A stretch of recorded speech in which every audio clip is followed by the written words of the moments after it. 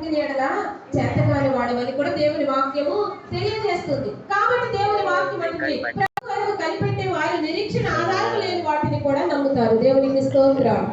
హల్లెలూయా. దేవుని వాక్యం తెలియజేస్తుంది అబ్రహాము నిరీక్షణ ఆధారం లేనప్పుడు దేవుని నమ్మిన నీతిగా ఎంచబడి.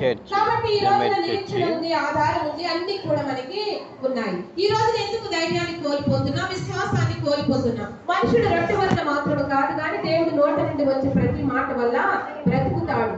కాబట్టి ఈ రోజున అలాగే బ్రతికించే దేవుడు నిన్ను ఈ రోజున విడిపించడానికి, రక్షించడానికి ఆయన సిద్ధముగా ఉన్నాడు. అనుకూల సమయమందు ఆయన నీ ప్రార్థన ఆలకించి రక్షణ దినమందు ఆయన నిన్ను కాపాడే దేవుడిగా ఉన్నాడు. దేవునికి స్తోత్రం.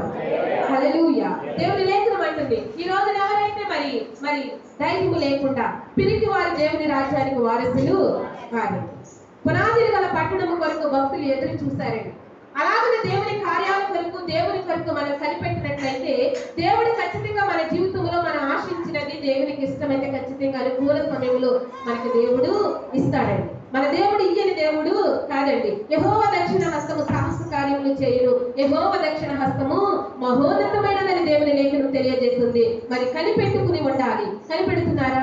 దేవాలయంలో నేను పలాని సమస్యలో ఉన్నాను, పలాని వ్యాధిలో ఉన్నాను, పలాని ఇబ్బందిలో ఉన్నాను, పలాని ఇరుకులో ఉన్నానని ఎప్పుడైనా నువ్వు దేవునికి చెప్పి దేవుని దగ్గర కనిపెట్టావా?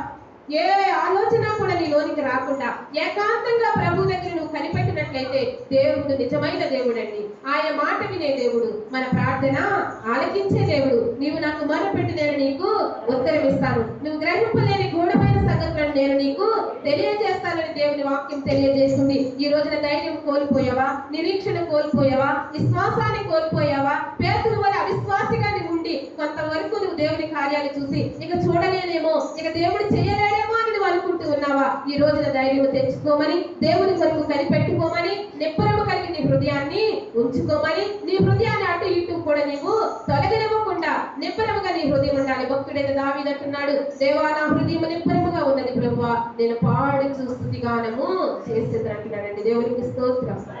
హల్లెలూయా. నిబ్బరమైన హృదయం గలవారే మెలకువగా ఉండుడి. మీ విరోధి అయిన అపవాది ఎవరిని మృంగుదనా అని గర్జించి సింహం వలె వెతుకుచూ ఏం చేస్తూ ఉన్నాడు? తిరుగులాడుచూ ఉన్నాడు. కాబట్టి మనం ధైర్యం కలిగి ఉండాలి. ఈ వీడియో లైక్ చేయండి, షేర్ చేయండి, సబ్స్క్రైబ్ చేయండి. సుదర్శన ముగ్గులు ఇచ్చాను ఆల్రెడీ సుదర్శన ముగ్గులు ఇచ్చాను. లైక్ చేయండి, షేర్ చేయండి, సబ్స్క్రైబ్ చేయండి. మీ బంధుమిత్రులు శ్రేయభిలాషి చేయండి.